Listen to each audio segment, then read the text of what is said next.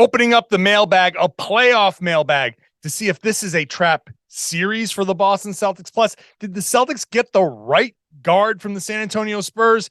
And we'll check on the Celtics' future. It's all right now on the Locked On Celtics podcast. Be ever ready.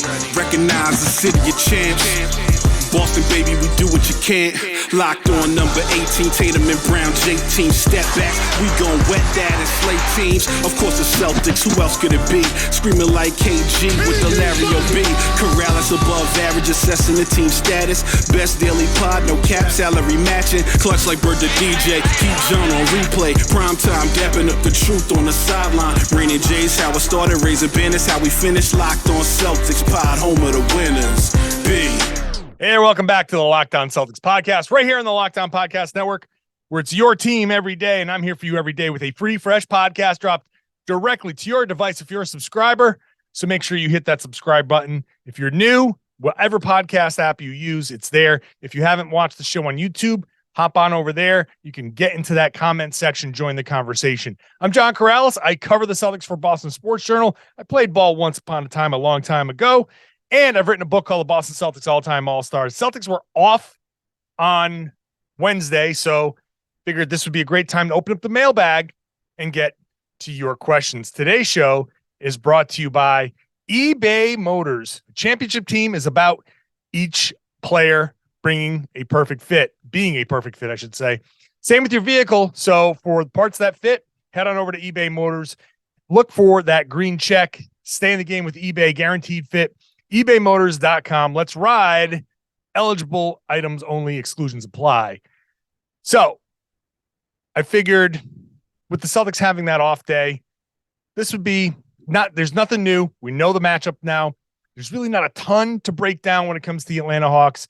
I broke down some of the numbers yesterday in the first segment, but you look no further than some of these stats of these guys playing each other. The Celtics offensive rating against the Hawks up eight points. The Hawks offensive rating against the Celtics down 3.5 points. Net rating, Boston is plus 13.6, which means Atlanta is minus 13.6. The Celtics get 5. Their assist percentage is up 5% against Atlanta, while Atlanta's drops 3%. Effective field goal percentage, Boston shoots 8% better against the Hawks. The Hawks shoot almost 4% worse against Boston. Atlanta's got a good offense. It's not that good against Boston. Boston's got a good offense. It's much better against the Atlanta Hawks.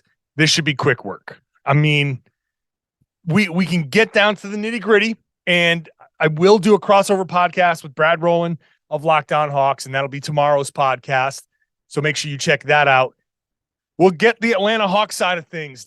What do they expect?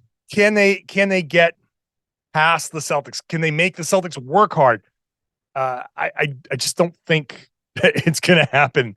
I'm sorry. I'm not trying to be disrespectful. The Hawks, they just don't have it.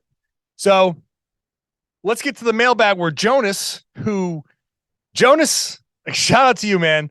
You hit that mailbag with like 4 hot takes and 2 questions. So I'm going to pick this question. I appreciate all your hot takes. Let me see if I can answer a couple of them. No, Peyton Pritchard's not going to play. Sam Hauser won't even get the opportunity to be played off the floor. What else was there? A couple of other ones. But this one, you mentioned outlier performances. Last night I watched a hungry Hawks team whip the Heat. Even with Butler butlering, they pulled it out. Is this one of those moments where the others just had outlier performances that we can't expect to see night in and night out, or did they unlock something?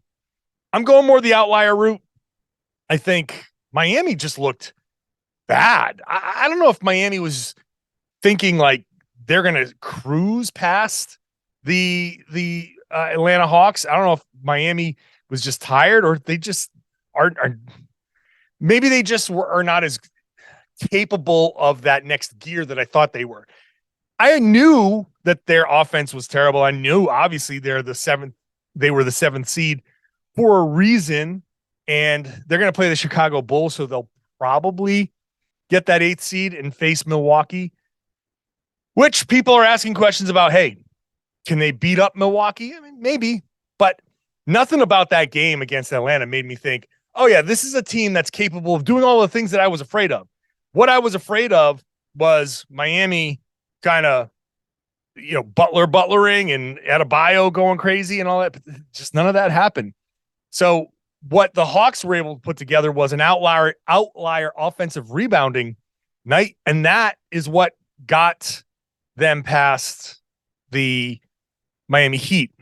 The Celtics, we know that at their worst, they will allow offensive rebounds, but they also finished the season as the league's best defensive rebounding team in terms of percentage. They rebound about 77% of the available defensive rebounds, which means that there is about 20, 77. So there's about 23% of the rebounds that the other team's going to get. Every team is going to grab offensive rebounds, right? There's no one gets 100% of the defensive rebounds. So can the Hawks do some of what they did against Miami? Sure. They'll crash the boards. But here's the thing about the Hawks. They'll crash the boards and they'll make up for some of their misses by getting second chance points. But the Hawks give up the second or third most points in the paint in the league. They're in that top 5, wherever they are. And they don't turn the ball over much. They protect the ball pretty well. So that means teams are running off of misses. They're running off of opportunities here when the Hawks crash the boards. And this is why Doc Rivers doesn't focus on offensive rebounding. He sends everybody back. It's because when you crash the boards, you now give the other team an opportunity when they rebound to get out and transition, odd man breaks, and score. So when you're giving up a ton of points in the paint, look, you got Clint Capella there in the half court, and he is a rim protector. You don't turn the ball over much, but when they're running off of misses, that gives the other team the opportunity to run off of defensive rebounds.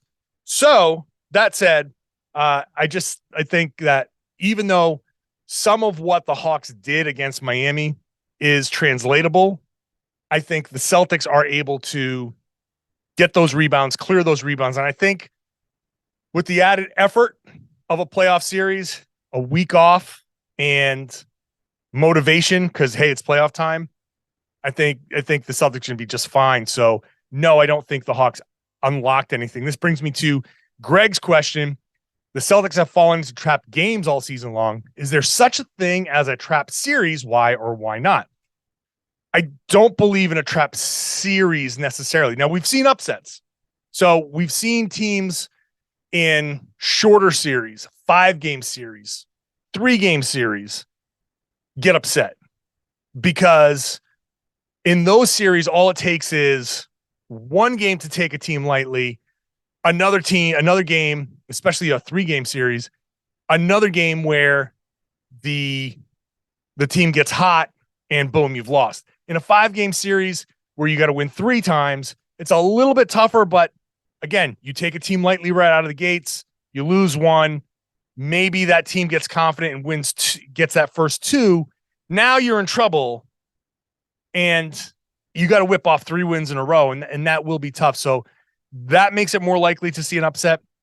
In a 7-game series, I don't think there's a trap series anymore. Even if Boston comes out slow on Saturday afternoon and the Hawks go up, I don't know, 20-8, let's say.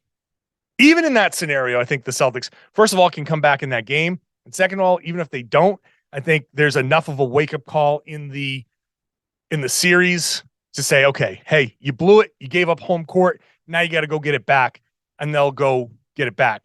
If a team is so nonchalant that they're going to lose 4 times to a team they should beat, I know we saw it in the regular season, but game planning, all this time off, no travel in between games, as far as like your 2 home games. So you've got that same team coming up ahead of you, and the exact layout of everything. You make your adjustments and all of that. I don't see a trap series coming. So I'm not worried about any of that. Even if the Celtics blow it in the first game, I'm still not worried about that. I still see the Celtics winning in 5 in that series. I'm picking Celtics in 5 anyway. All right, up next, we'll get to some of the more specific player questions, including a couple on Derrick White. Was he the right Spur to go get? I'll answer that question next. First, for a championship team, it's all about making sure every player is a perfect fit. It's the same when it comes to your vehicle. Every part needs to fit just right. So the next time you need parts and accessories, head to eBay Motors. With eBay Guaranteed Fit, you can make sure every part you need fits just right the first time around. Just add your ride to My Garage and look for the green check to know that the part will fit, or your money back. Because just like in sports, confidence is the name of the game when you shop on eBay Motors. And with over 122 million parts to choose from, you'll be back in the game in no time. After all, it's easy to bring home a win when the right parts are guaranteed. Get the right parts, the right fit, and the right prices on ebaymotors.com. Let's ride. Eligible items only. Exclusions apply. Thanks for making Locked On Celtics your first listen every day. Again, tomorrow is going to be the crossover episode with Locked On Hawks. So make sure you're subscribed to get that episode dropped as soon as it publishes. Watch the show on YouTube. It's going to be interesting to get the Atlanta side of the story here, what they think going into the first round of the playoffs. Get back to the mailbag. Christoph asks, first, I was upset that we traded for Derrick White instead of Dejounte Murray. After the season White had, I may have changed my mind. Do you think we traded for the right Spurs guard? Yes. Oh, yes. 100%. I do it every time, exactly the way they did it. Dejounte Murray's really good, but he's a score-first guy. He needs the ball. He wants to score, and that's not what the Celtics needed. For what this Celtics team needed, they needed a ball mover. They needed a guy that could basically do everything that we saw Derrick White do this season. Catch it, make a quick decision. That 0.5 basketball. You got half a second. Catch it. Am I going to shoot? Am I going to dribble? Am I going to pass? And he does that. And he does it almost every time. He's quick with his decisions. He's in the right spots. He knows what he's supposed to be doing. That's exactly the type of player the Celtics need. He's kind of moldable. Do you need him to score more? No problem. Do you need him to defend more? No problem. Do you need him to pass more? Easy. You know, Murray can do a lot of things. Murray is a great player and better at some of the things that Atlanta needs. And if the Celtics didn't have Tatum and Brown and other guys who could score, then I would have said, hey, maybe you needed more of a scoring punch, a primary second option, first option, whatever. But considering the makeup of the Celtics, Derrick White is just perfect for this team. I love the way he plays. Every team needs a Derrick White, and it's unbelievable that I know that when the Celtics traded for him, I think a lot of people were like, oh, okay. And they gave up like a first and then a second pick way down the road. And people were like, why are you giving up so much for Derrick White? Now, considering the season that he just had, I think you get it. And his 3-point shot has really come around. That was one of the knocks. I can't gush enough about Derrick White. He will be a difference maker in this playoff run. Never mind just this series. If the Celtics are going to win a championship, there are two elements that the Celtics have this year that they just didn't have last year. And that's this Derrick White, who is confident and can shoot and can defend and knows what he's supposed to be doing, as opposed to the Derrick White of last season, who frankly was kind of lost, didn't know what he was supposed to be doing. Came over with the trade, had the baby, just everything was just a big kind of just whirlwind. Now settled, the baby's here, everything's good, feels good about where he is, fits in nicely. He just having a lot of fun out there. It's great. And then William says, I feel like Derrick White and Brogdon are going to be deciding factors in Boston winning the 18th banner, with JT and JB being the head of this monster. Do you think I'm right in my evaluation? Yes. White in this full year has really stepped up in every role that he's been asked to take. Do you think the Celtics re-sign him? Yes. So let's get to the first part. I think White and Brogdon are those two elements that I'm talking about. Brogdon is the other one. Brogdon as a ball handler where, hey, not only is White there to take the pressure off of Tatum and Brown, now you can play Tatum or Brown, give one of them a rest. You don't have to play both of them at the same time all the time. You can throw Brogdon out there with one of those guys, Derrick White or Robert Williams. You know, you've combinations you can use, takes a lot of the ball handling pressure off of these guys.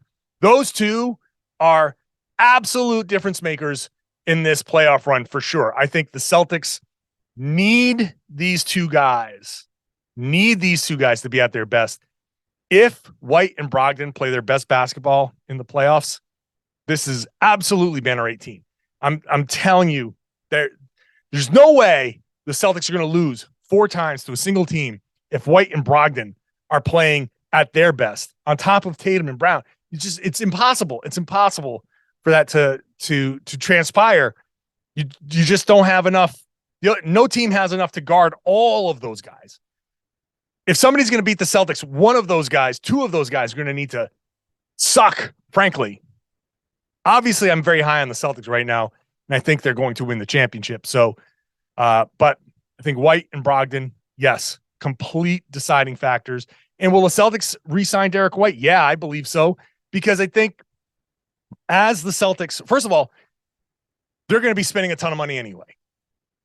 And they're going to be in that super tax category that we've been talking about. If you missed it last week, I had Keith Smith on and we talked about the collective bargaining agreement. That first one, especially last Monday, where the team and things that the Celtics are going to lose, you got to go listen to that show again, because that will really explain a lot of what I'm talking about right now. The Celtics are going to lose so many different things that help round out a roster around very expensive superstars that you can't let Derrick White go. You can't let Brogdon go. This has to be the team. They're going to carry this team forward.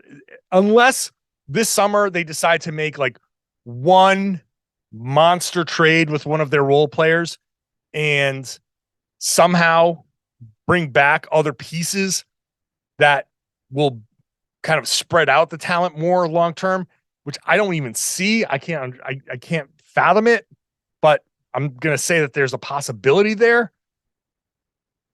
I think this team is going to be the team moving forward for the next 3-4 years. I think these guys, Al Horford will age out at some point. Brogdon might age out towards the end, but these guys, Derrick White, he has to stick around. They have to pay him. And they just have to accept whatever it is. The price tag is going to be huge, but they're not going to have mid-level exceptions. Their trade ability is going to be limited. It's just going to be tough. So I think he has to stick around for a while.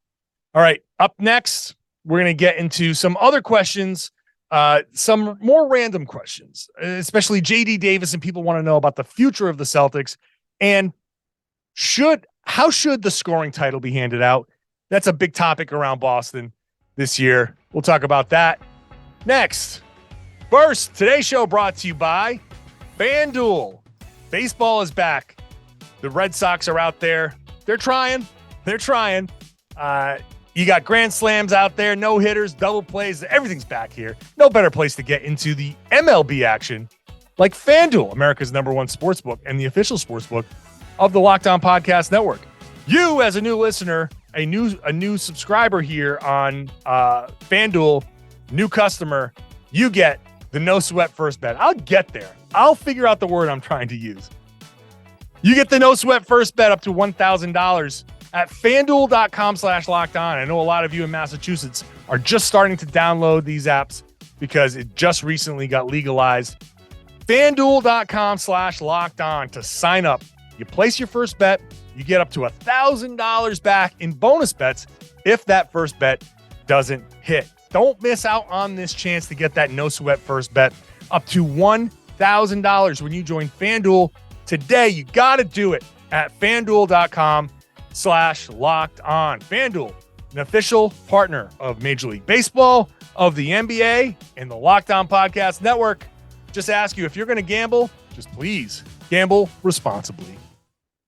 Wrapping up the mailbag, going to Farad, who says, do you think the NBA should go away from averages for scoring title and other awards and go for total points scored?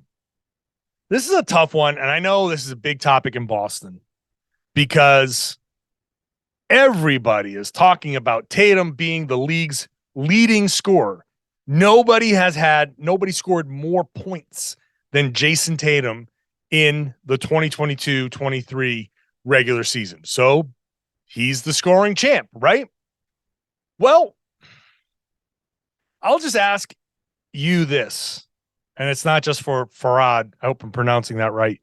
But for everybody who's arguing this, if Tatum averaged 30 points a game and that was the leading average, but someone else played a couple more games and outscored him by 5, would you be arguing for total points or would you be arguing for average?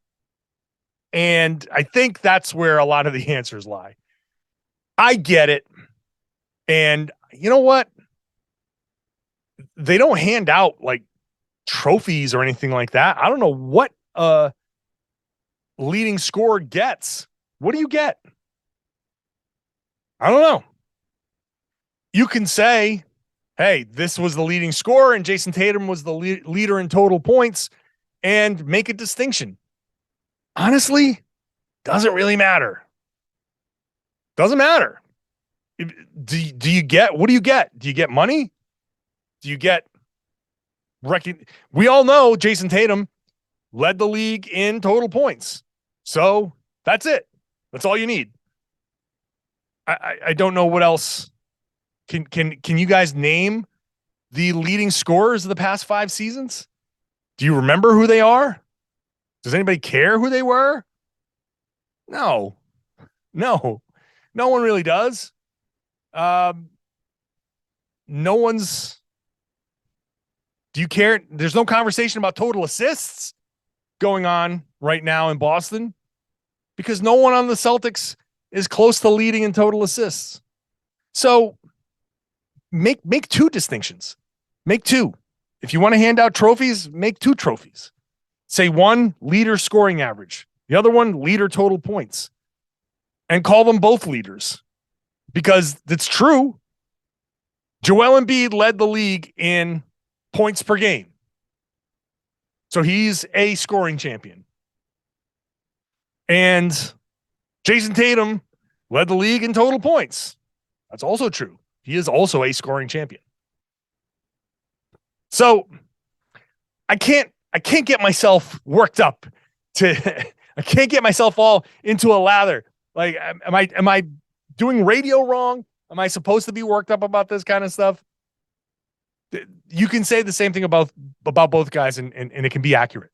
So did Tatum get the scoring title? Yeah. In total points, he did. That's it. It's hard to distinguish because 2 guys can play 60 games and in game 61, someone can sprain an ankle, miss a back-to-back and then come back. And it's, you miss 2 games. So that's why they go by average. That's why they go averages in the NBA. It's just a little bit different. Each sport is a little bit different. It's not football. Football, 16 games. You miss a game, you got a whole week to recover from a sprained ankle. You miss a game, you're kind of screwed. Everybody misses a game here or there. You miss 3 games in the NFL. It's a major injury. Hockey, I don't know how they do it in hockey, to be honest with you. I see Pasternak got like 60 total goals. There's total goals. There's total points. I don't know. And they always hand out these weird trophies. The Lord, Farquaad trophy for like most, hockey, most secondaries. I don't know. Anyway, I'm not getting worked up about it. So hand out 2 trophies if you want. Lindsay and Michael both ask about JD Davison. Lindsay says, hey, this might be a better summer question, but I know there's a bit of a lull in the playoffs. Yeah, sure. Do you have any updates on our draft flyers? How is JD Davison shaping up? And Michael B, how would you rate JD Davison on one skill? Ability to throw lobs. That's elite. That's an elite skill, the ability to throw lobs. And you know what? That is an elite skill. That's tough. A lob pass is tough because you don't just, I think most people think you throw a lob to the front of the rim. You throw a lob, depending on the angle, you throw a lob to a spot a couple of feet from the rim because you want the guy to go catch it. And then as he's going towards the rim to dunk it, watch those alley-oops. Most people think you put it up right in front of the rim, the guy go catches it and dunk it right away.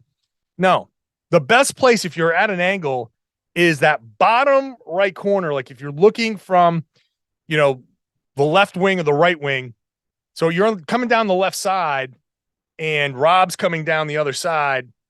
You want to put it kind of, if you're looking at that bottom right corner, you kind of want to put it there in your kind of line of sight, because that's where he's going to jump, catch, and then finish. And it gives him an opportunity to, if somebody's kind of defending him a certain way, to adjust, maybe lay it in, kind of gives him some opportunity to finish.